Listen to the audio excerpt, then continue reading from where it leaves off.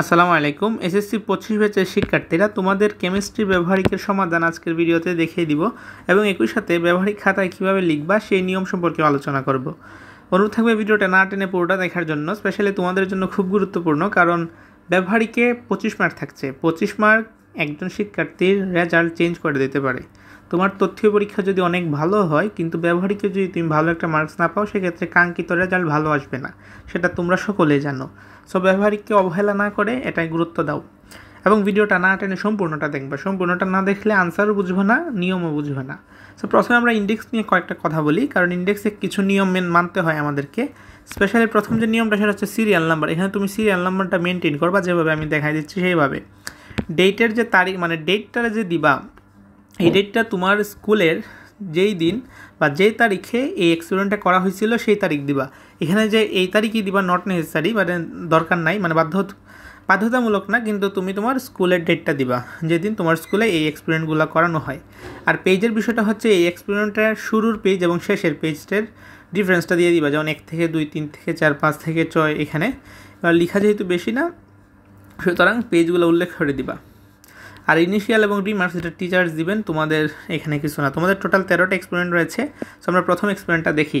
তোমরা ব্যবহারিক খাতা খোলার পরে দেখতে পারবা যে এইরকম একটা পেজ ইন্টারফেস তোমরা দেখতে পারবা, এইভাবে লিখার নেম অফ দ্য এক্সপেরিমেন্ট সহ। কিন্তু এই মানে প্রথম পেজটা তোমরা স্কিপ করবা। কেন স্কিপ করবা? কারণ আমাদের ব্যবহারিক লেখার নিয়ম হচ্ছে প্রথমেই যে আমাদের আগে চিত্র তারপরে লিখা। তুমি আগে চিত্র আঁকবা। চিত্র আছে তোমাদের, এই যে চিত্রটা প্রথম এক্সপেরিমেন্টের পানিতে পটাশিয়াম পারম্যাঙ্গানেটের বেপন। সো এই চিত্রটা আগে আঁকবা, আঁকার পর এখানে লেখাগুলো লিখবা। এখানে যদি আমি লেখা দেখাই সম্পূর্ণটা, মানে 13টা এক্সপেরিমেন্টের, আসলে ভিডিওটা তোমার ঘন্টার উপরে হয়ে যাবে। সো তোমাদের সুবিধার জন্য আমি পিডিএফ করে মানে লিঙ্ক দিয়ে দিয়েছি ডেসক্রিপশন বক্সে। এখানে তুমি যদি লিঙ্কে প্রবেশ করো, সেক্ষেত্রে তোমরা পিডিএফ ফাইল সহ এই আনসারটা তোমরা দেখতে পাবা। তখন ওইখান থেকে ডাউনলোড করে নিও, যেহেতু এখানে মোটামুটি ভালোই পেজ আছে, মানে সমস্তগুলা 39টা পেজ টোটাল। এখানে প্রায় 43 MBর মতো তোমার খরচ হবে। যদি ওয়াইফাই থাকে তাহলে তো প্যারা নাই, এমবি থাকলে প্যারা নাই, কারণ এই সমস্ত মানে খুব একটা আহামরি এমবি না। আর পেয়ে যাচ্ছে কিন্তু একদম ফ্রিতে, কোনো টাকা পয়সা মানে কিছুই লাগবে না। জাস্ট ভিডিওতে একটা লাইক করে দিও এবং তোমার ফ্রেন্ডসের কাছে বেশি বেশি করে শেয়ার করবা। সো অনেকে দেখে যে ভিউজ আসে কিন্তু লাইক কম, শেয়ারও কম। সো লাইক করবা, বেশি বেশি শেয়ার করবা। আর পরবর্তীতে যদি দিক নির্দেশনা কিংবা আপডেট যা তোমাদের প্রয়োজন, তোমরা কলেজে উঠতে চলেছো, পাস করবা, রেজাল্ট কীভাবে দেখবা, সমস্ত কিছু এই চ্যানেলে পেয়ে যাবা। সো বলবো যে আমাদের এই চ্যানেলটা তোমরা সাবস্ক্রাইব করে রাখো এবং পাশে থাকা বেল আইকনটা প্রেস করে রাখো পরবর্তী সমস্ত আপডেট পাওয়ার জন্য। স্পেশালি বেল আইকনটা প্রয়োজন, কারণ আপডেটটা তোমার মানে আপডেট তো সাথে সাথে জানতে হয় তোমাদের, ঠিক না? যদি পরে জন্য সেক্ষেত্রে ঝামেলা, সেটা তোমরা বুঝো। আচ্ছা, আমরা আনসারটা দেখি। প্রায় 3 মিনিট কথা বলে ফেললাম, কিন্তু আনসারই দেখলাম না, কারণ আনসার তোমরা নিজেরাই লিঙ্কে প্রবেশ করে নিজেরাই দেখতে পারবে। তো আমি এখানে কিছু কথা বলি। এখানে প্রথমে এক্সপেরিমেন্টের নাম লিখবা, এখানে ডেট, পেজ আগের মতোই, এক্সপেরিমেন্ট নাম্বার লিখবা, এখানে মূল তত্ত্বটা লিখবা যেভাবে আমি লিখেছি এইভাবে। তারপর একটা লাইন গ্যাপ দিবা।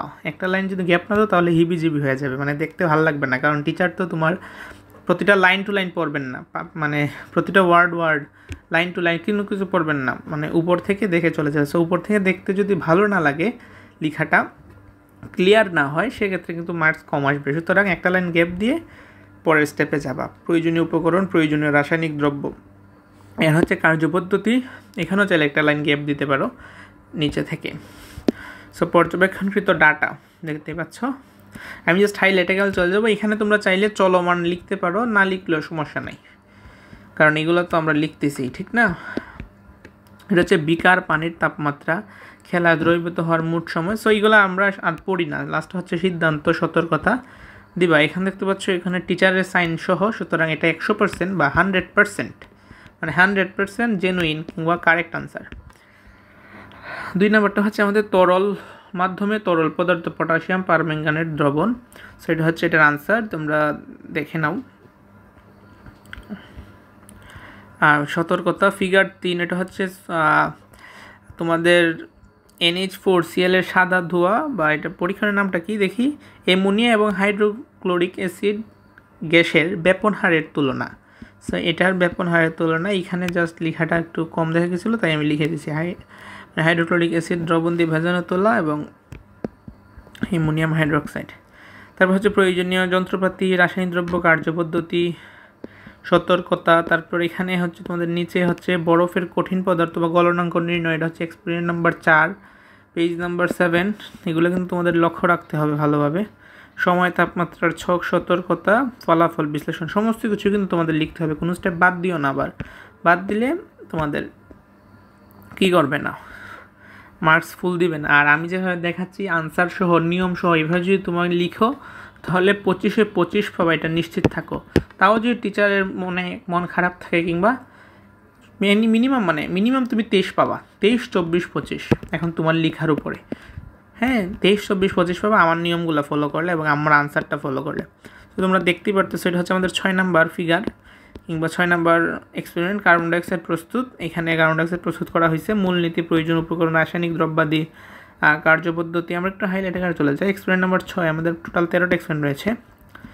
সো এইখানে হচ্ছে বর্তনী গঠন করে আয়নিক যৌগের দ্রবণের বিদ্যুৎ পরিবাহিতা পরীক্ষা। আর আরেকটা বিষয় তোমাদেরকে বলি, এখানে দেখো আমার এখানে কাটা ছেঁড়া হয়েছে। সো তোমাদের এখানেও যেন কাটা ছেঁড়া বা কাটাকাটি যেন না হয় আর কি, মানে লেখাটা যেন একদম ক্লিয়ার থাকে, কোনো ধরনের ওভাররাইটিং যেন না হয় এখানে। সো এটা হচ্ছে আমাদের 8 নাম্বার এক্সপেরিমেন্ট, ফেরাস সালফেট লবণের খেলাস গঠন। সো এটা হচ্ছে আনসার। তারপর হচ্ছে 9 নাম্বার আমাদের এখানে দ্রাব্যতা ও বিদ্যুৎ পরিবাহিতা পরীক্ষার মাধ্যমে আয়নিক ও সমযোজী যৌগ শনাক্তকরণ। 16 নাম্বার পেজ, এক্সপেরিমেন্ট নাম্বার 9, মূল তথ্য, আয়নিক যৌগসমূহ পানিতে দ্রবণীয় এবং বিদ্যুৎ পরিবহনে সক্ষম, অন্যদিকে সমযোজী। আচ্ছা, পড়তেছি কেন, যৌগ ন্যাপথালিন এভাবে যেভাবে এই যে ছকটা না, এই ছকটা তোমরা চাইলে পেন্সিলেও করতে পারো, কলম দিয়ে করতে পারো। পেন্সিল দিয়ে করলে আশা করি কোনো সমস্যা হবে না, তবে এটা যেহেতু লিখার পেজ সুতরাং কলম দিয়ে করাটাই বেটার। আমি এখানে কলম দিয়ে করেছি। তোমাদের যদি দাগ টানতে যদি সমস্যা হয় সেক্ষেত্রে আগে পেন্সিল দিয়ে টানতে পারো দাগ, তারপর আবার পেন্সিলের উপরে কলম দিয়ে টানতে পারো। যেহেতু এটা লিখার পেজ, এখানে কিন্তু পেন্সিলের কোনো কাজ নাই। নর্মালি পেন্সিলের সমস্ত কাজ কিন্তু আমাদের কোথায় আমি তো দেখাইছি, এইখানে এই যে ফিগার, এখানে সমস্ত কিছু পেন্সিল, এখানে আবার কলম ইউজ করা যাবে না। এখানে সমস্ত কিছু পেন্সিল, চিত্র বলো, লিখা বলো, সমস্ত কিছু পেন্সিল। তুতে খেলাস পানির উপস্থিত 2 পরিণাম। সো এক্সপেরিমেন্ট নাম্বার 10-এ আমরা চলে এসেছি। এখানে দেখো আবার চলমান লিখেছি। সো এটা আসলে ম্যান্ডেটরি না, তোমরা লিখতে পারো, চাইলে নাও লিখতে পারো। তবে একবার নেম অফ দ্য এক্সপেরিমেন্ট লিখলে পরে এটা আবার রিপিট করতে হবে না। তারপর হচ্ছে কার্বনেট লবণের সাথে পানি ও অ্যাসিড মিশ্রিত করে বিক্রিয়ার হার পরীক্ষা, পেজ নাম্বার 22, এক্সপেরিমেন্ট নাম্বার 11। এই তো এখানে লিখছি না, আর লেখা লাগবে না কিন্তু এক্সপেরিমেন্টের শিরোনামটা। অনেকে দেখছি বারবার লিখো, সো এটা করা যাবে না। এটা কেন করবো, দরকার নাই। যে জিনিসের সেই জিনিস করার তো কোনো মানে হয় না। গ্যালভানিক কোষের সাহায্যে বিদ্যুৎ শক্তি উৎপাদন। দেখতে পারতেছো তোমরা। আমরা এখন 12 নম্বর এক্সপেরিমেন্ট, আর মাত্র 2টা।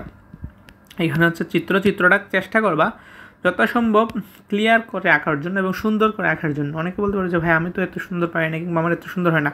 সো আমি সেক্ষেত্রে বলবো চিত্রে যা কিছু দরকার এই জিনিসগুলো যেন, মানে ওই এলিমেন্টসগুলো যেন, ওই উপাদানগুলো যেন বোঝা যায় ভালোভাবে, তাইলেই হবে মোটামুটি। আমাদের আর নাই মনে হয়, হ্যাঁ নাই, আর 13 নম্বর এক্সপেরিমেন্ট শেষ।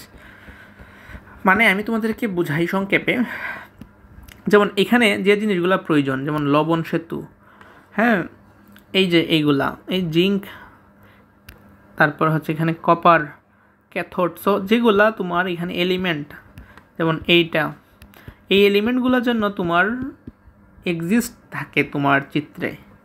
হ্যাঁ, এক্সিস্ট যেন থাকে, কোনোটা যেন তুমি মিস করে না যাও।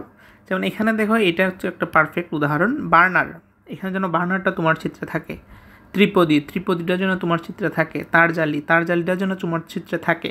সুন্দর আর কম সুন্দর এটা তো অবশ্যই আছে, কিন্তু আগে তোমার উপাদানগুলো যেন থাকে। ডিশ, হ্যাঁ, তারপর এগুলো প্রথমে তোমার চিত্রে রাখবা, রাখার পর যতটুকু ভালো করে পারা যায় আঁকার চেষ্টা করবা, তাইলেই হবে। সো আজকের মতো এ পর্যন্ত। ভিডিওটি তোমার ফ্রেন্ডসের কাছে শেয়ার করবা। চ্যানেল নতুন হলে আগেই বললাম সাবস্ক্রাইব করে রাখো এবং ভিডিওতে লাইক করবা, কারণ তোমার একটা লাইক আমাদের অনেক বেশি অনুপ্রাণিত করে। সামনে আরও কয়েকটা সাবজেক্ট রয়েছে, ওইগুলোরও আনসার তোমরা পেয়ে যাবে, সলিউশন। আল্লাহ হাফিজ।